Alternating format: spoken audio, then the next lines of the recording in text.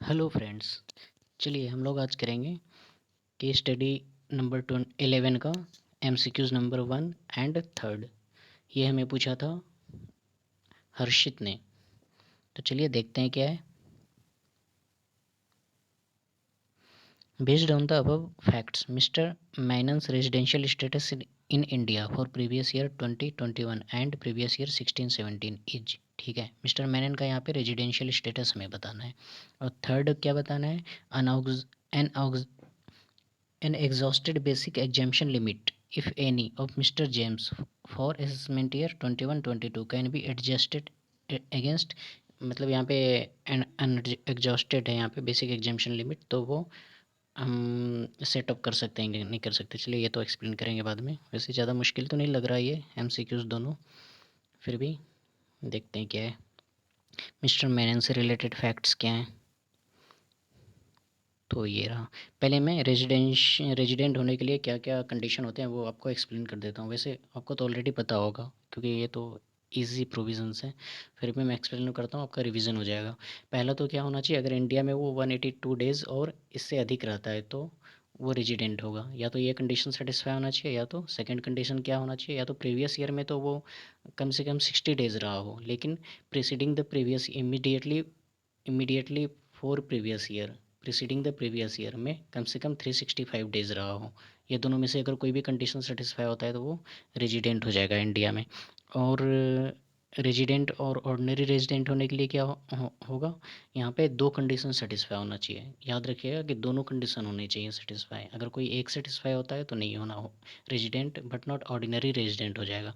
अगर दोनों condition satisfy होगा तभी वो रेजिडेंट एंड ऑर्डिनरी रेजिडेंट होगा।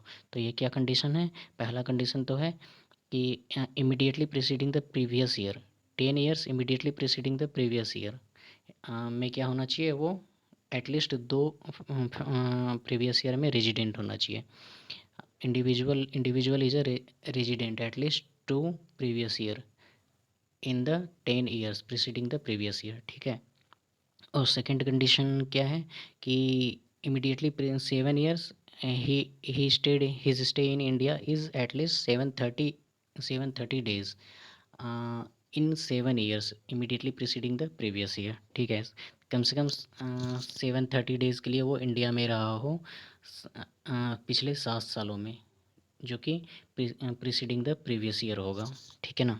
ये दोनों कंडीशन अगर सेटिस्फाई होता है तो वो क्या हो जाएगा, रेजिडेंट और ऑर्डिनरी रेजिडेंट हो जाएगा। कोई क्या क्या कंडीशन है, 10 सालों में कम से कम 2 साल वो रेजिडेंट रहा हो इंडिया में पिछले 10 सालों में, और पिछले 7 सालों में वो कम से कम 730 डेज़ के लिए इंडिया में रहा हो। तो चलिए देखते हैं मिस्टर मैनन से रिलेटेड क्या है यहाँ पे फैक्ट्स।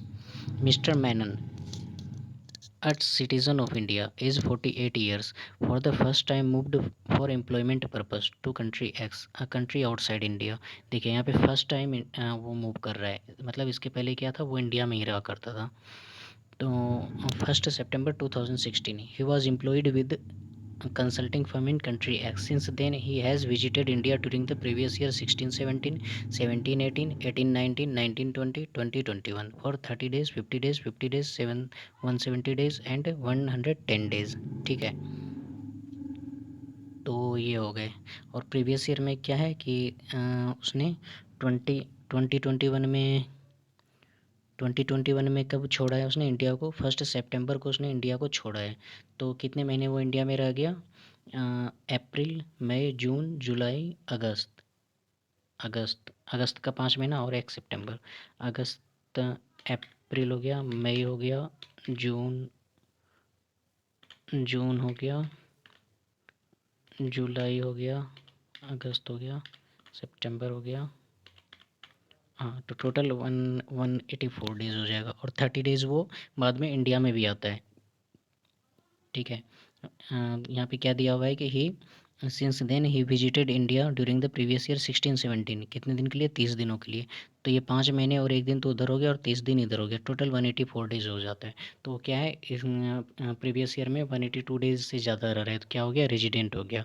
रेजिडेंट और ऑर्डिनरी रेजिडेंट है कि, रेजिडेंट तो हो गया, अब देखेंगे ऑर्डिनरी रेजिडेंट है या नहीं है। तो ऑर्डिनरी रेजिडेंट होने के लिए क्या होना चाहिए, 730 डेज़ का स्टे होना चाहिए पिछले 7 सालों में प्रीसीडिंग द प्रीवियस ईयर, और पिछले 10 सालों में preceding the previous year at least 2 year वो क्या होना चाहिए, रेजिडेंट होना चाहिए इंडिया में, क्योंकि वो पहली बार वो इंडिया को छोड़ रहा है, ठीक है। पहली बार इंडिया को छोड़ रहा है तो 1 अप्रैल 2016 को, तो उसके लिए क्या होगा, उसके लिए 16 फाइनेंशियल ईयर 16-17 में तो वो रेजिडेंट और ऑर्डिनरी रेजिडेंट हो जाएगा। यहाँ पे क्वेश्चन क्या था, 16 का पूछ रहा था, फाइनेंशियल ईयर 16-17 का पूछ रहा था या फिर 20-21 का। Based on the fact mister मेनन्स residential status in India for previous year 2021 and previous year 16-17, ठीक है। हाँ, तो 16-17 में क्या हो गया, 16-17 में रेजिडेंट हो गया और ऑर्डिनरी रेजिडेंट हो गया। अब देखते हैं 2021 में क्या है। 2021 में वो कितने दिन के लिए विजिट कर रहा है इंडिया को, 2021 में विजिट कर रहा है वो इंडिया को विजिट कर रहा है 110 डेज़ के लिए। ये रहा 110 डेज़ के लिए यहाँ पे विजिट कर रहा है। तो हम यहाँ पे 182 डेज़ वाला तो कंडीशन सेटिस्फाई नहीं हो रहा है। अब हम देखेंगे कि वो इंडिया में 60 डेज़ वाला कंडीशन यहाँ पे देखेंगे, तो 60 डेज़ तो रह रहा है। और प्रीवियस ईयर में preceding 4 years preceding the previous year में कितना होना चाहिए, 365 डेज़। तो इन 4 सालों में कितना, 50-50 100 हो गया, 130 और 200, 300 डेज़ टोटल हो रहा है ना। हाँ, टोटल 300 डेज़ ही हो रहे हैं। तो यहाँ पे क्या हो गया, ये नॉन रेजिडेंट हो गया। 2021 में ये क्या हो गया, नॉन रेजिडेंट हो गया। तो ये देखते हैं क्या है इसका answer, D non resident for previous year 2021 and resident and ordinary resident for 16-17। आसान सा था ये एमसीक्यूज वैसे। थर्ड में देखते हैं क्या है, an exhausted basic exemption limit if any of Mister James for assessment year 21-22 can be adjusted against. Mister James तो पहले यहाँ पे नॉन रेजिडेंट है, ठीक है। Mister James a citizen of India visited India for 100 days every year, 100 days के लिए visit करे तो इसका कोई भी कंडीशन सेटिस्फाई नहीं होगा, तो ये नॉन रेजिडेंट हो गया इंडिया में, ठीक है। तो पहले तो मैं प्रोविज़न एक्सप्लेन करता हूँ कि अगर आपका देखिए आपको क्या होता है, बेसिक एग्जामिशन मिलता है 2.5 लाख रुपए का। तो 2.5 लाख में मान लीजिए कि आपका टैक्सेबल इनकम 1 लाख है, नॉर्मल टैक्सेबल इनकम 1 लाख है। तो आप तो 1 ही लाख का एग्जामिशन क्लेम कर सकते हैं, बाकी 1.5 लाख तो आपका वेस्ट जाएगा। लेकिन मान लीजिए आपका कैपिटल गेन से 5 लाख का इनकम है, लॉन्ग टर्म और शॉर्ट टर्म से, तो वो भी हम पहले तो नॉर्मल वाला एडजस्ट करेंगे 1 लाख, उसके बाद लॉन्ग टर्म और शॉर्ट टर्म का एडजस्ट करेंगे अगर आप रेजिडेंट हैं तो, ठीक है। तो इसमें क्या होता है कि अगर लॉन्ग टर्म कैपिटल गेन कोई अगर 20% पे टैक्सेबल है, कोई 15% पे टैक्सेबल है, कोई 10% पे, लॉन्ग टर्म कैपिटल गेन 20% पे टैक्सेबल है, शॉर्ट टर्म कैपिटल गेन 15% पे टैक्सेबल है, और फिर लॉन्ग टर्म कैपिटल गेन कोई 10% पे टैक्सेबल है। तो कैसे एडजस्ट करेंगे, पहले तो हम 20% वाला जो कि 20% वाला है वो एडजस्ट करेंगे, फिर 15% वाला करेंगे, फिर 10% वाला करेंगे, ठीक है। इस तरीके से करेंगे। तो यहाँ पे देखिए क्या है,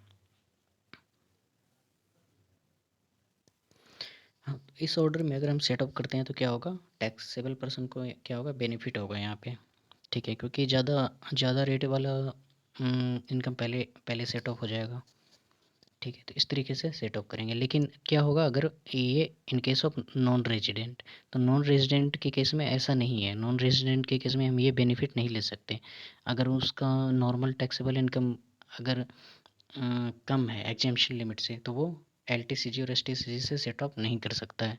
तो यहाँ पे क्या होगा, आंसर क्या होगा इसका, थर्ड में an exhausted basic exemption limit if any of Mr. James for assessment year 21-22 can be adjusted against only LTCG taxable 20%, STCG 15%, both A and B, neither A और nor B। तो क्या हो जाएगा, D हो जाएगा इसका answer, ठीक है। चलिए देखते हैं क्या है,